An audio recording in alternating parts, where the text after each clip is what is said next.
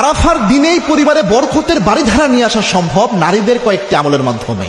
এই যে আরাফার দিনটা গুরুত্বপূর্ণ, এই দিন স্পেশালি নারীরা, মা বোনেরা কিছু আমল করতে পারে যে আমলের মাধ্যমে পরিবারে বরকত আসে। মনে রাখবেন, নারীদের রিজিক তো আল্লাহ পুরুষদের মাধ্যমে দেয় স্বাভাবিকভাবে, তো সেক্ষেত্রে তারা এই আমলগুলা করলে আপনিও লাভবান হবেন। চমৎকার একটি বিষয়। এবং আরাফার দিনটা কিন্তু যেমন তেমন দিন নয়। আল্লাহর হাবিব সাল্লাল্লাহু আলাইহি ওয়াসাল্লাম জানিয়েছেন, সিয়ামু ইয়াউমি আরাফা, আরাফার দিন আল্লাহ রাব্বুল আলামিন যে বান্দারা আরাফার দিনে রোজা রাখে, ওই বান্দাদের আগের এক বছরের গুনাহ পরের এক বছরের গুনাহ আল্লাহ মাফ করে দেয়। আরেক হাদিসে এসেছে, আরাফার দিনে আল্লাহ বান্দাদের যত দোয়া কবুল করে, যত মাফ করে, অন্য কোনো দিন আল্লাহ এত বেশি মাফ করে না, অন্য কোনো দিন এত মাফ করে না, এইভাবে দোয়াও কবুল করে না। সুতরাং আরাফার দিনে আল্লাহ গণহারে বান্দাদেরকে মাফ করে দেয়। এবং বান্দারা যখন হাজী সাহেবরা আরাফার ময়দানে উপস্থিত হয়, আল্লাহ রাব্বুল আলামিন ফেরেশতাদের সামনে গর্ববোধ করে বলে, তাকায়া দেখ, এই বান্দাদেরকে বানাতে নিষেধ করেছিলি ফেরেশতারা, আমার বান্দারা কেমনে উস্কো ফুস্কো চেহারা নিয়ে আমি আল্লাহর সামনে উপস্থিত হয়ে একসাথে ধ্বনি আওয়াজ হচ্ছে, লাব্বাইক আল্লাহুম্মা লাব্বাইক,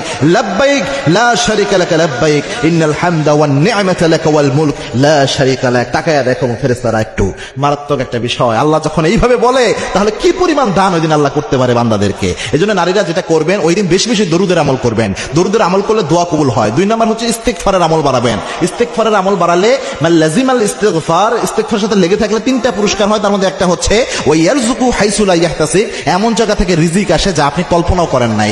আপনার যে রিজিক আল্লাহ বরাদ্দ দিবেন, আপনার স্বামীর মাধ্যমে আল্লাহ এটা পৌঁছে দিবেন। বেশি ইস্তিগফার ওই দিন আপনি করবেন। 3 নাম্বার হচ্ছে রমজানের ওই দিনের যে আরাফার রোজা, আরাফার রোজা তো ওই দিন আপনি রাখবেনই। 4 নাম্বার হচ্ছে আপনি ওই দিন আপনার মনে যে যত আবেগ রয়েছে সব উজাড় করে 2 রাকাত নামাজ মিনিমাম আপনি প্রথমে পড়বেন। পড়ে মনের সমস্ত আবেগকে উজাড় করে আপনি আপনার যত প্রয়োজন আছে সব আল্লাহর কাছে ফুটিয়ে ফুটিয়ে একটার পর একটা চাইতে থাকবেন। এবং দেখবেন এই জিনিসগুলো যদি করতে পারেন, সংসারের পরিবারের বরকতের জন্য, বিশৃঙ্খলা নিরসনের জন্য অবশ্যই আল্লাহ দান করতে পারেন।